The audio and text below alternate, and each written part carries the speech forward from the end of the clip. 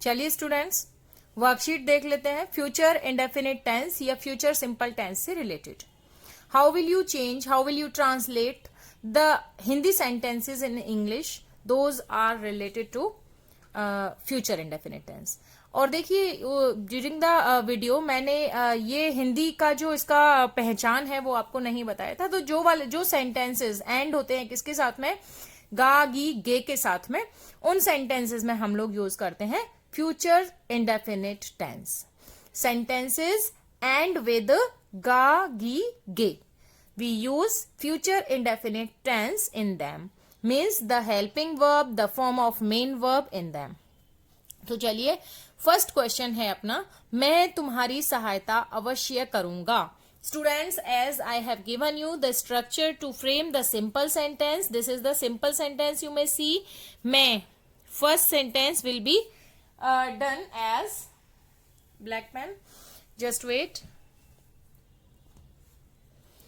I now करूंगा, I will और I shall हम ट्रेडिशनल इंग्लिश के अकॉर्डिंग ही लगा देते हैं। I shall certainly, I shall certainly help you. Okay, I shall certainly help you. Second sentence, क्या तुम आज अपने गांव पैदल जाओगे?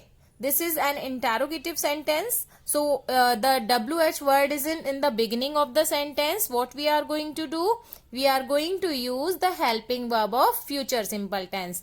What is it? It is will और shall. So according to the subject we are going to use will. Okay, will. Now subject you. Now first form of verb go. Now to your village. देखिए ये जो to your village मैंने लिखा है यहां से यहां तक का पोर्शन, ये ऑब्जेक्ट नहीं है बेटा. This is the part of speech but not object. It is adverb. Adverb of place है, ये पार्ट ऑफ स्पीच का एक पार्ट है बट दिस इज एडवर्ब. देखिए क्वेश्चन ऐसे भी आ जाता है कि कोई गिवन आपको सेंटेंस देगा और वहां से कहेगा कि पार्ट ऑफ स्पीच को फाइंड कीजिए. तो ऐसे भी करवा सकता है. ये आपके आगे के एग्जाम्स में आता है. तो देखिए आगे, will you go to your village on foot? Okay, question mark. Then the next sentence is sentence number 3. तुम्हारे नौकर शाम को किससे, तुम्हारा नौकर, ठीक है हमने ऐसे कर दिया है तो हम यहां पे कर देते हैं तुम्हारे नौकर शाम को किससे बात करेंगे. ठीक है, तो चलिए थर्ड सेंटेंस, टू whom या विद whom आप कुछ भी लिख सकते हो. टू whom भी कर सकते हो और विद whom भी आप लिख सकते हो. ठीक है ना, टू whom योर सर्वेंट. जब भी मैंने कहा था कि जब भी ये जो whom और who होता है तो हमें हेल्पिंग वर्ब लिखना जरूरी नहीं होता है. To whom your servants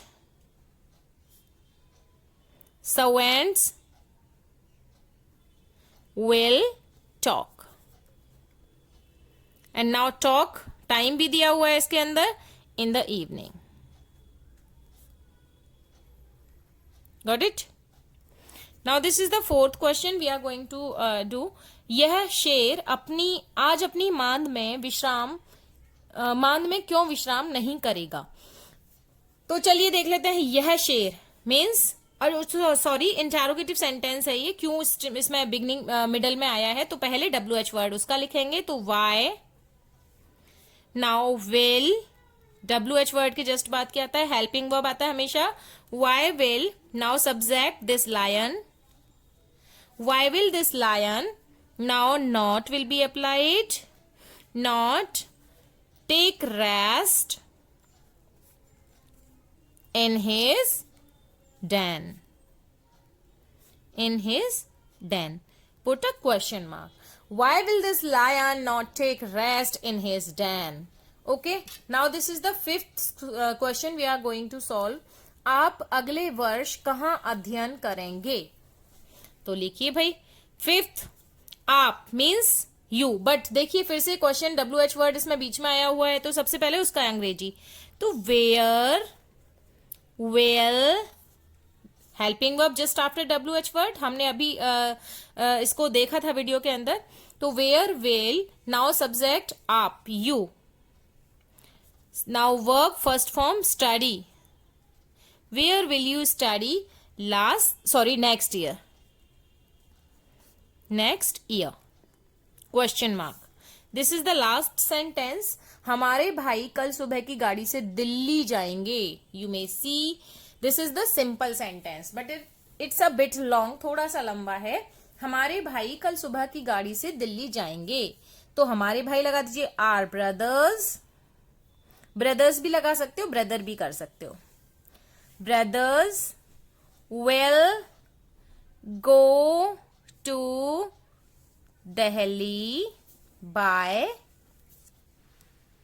Our brothers will go to Delhi by morning, by the morning train. Okay, full stop. So this way we made the solution of the sentences which were getting and with ga, gi, ge. Okay, whenever the sentence ends with these letters, we frame them, we change them, we translate them in English this way. So thanks a lot for watching this worksheet solution, and if you like it then please subscribe my channel. और आपके जो भी comments हैं positive और negative, please noted them in the comment box. So thanks a lot. Have a nice day.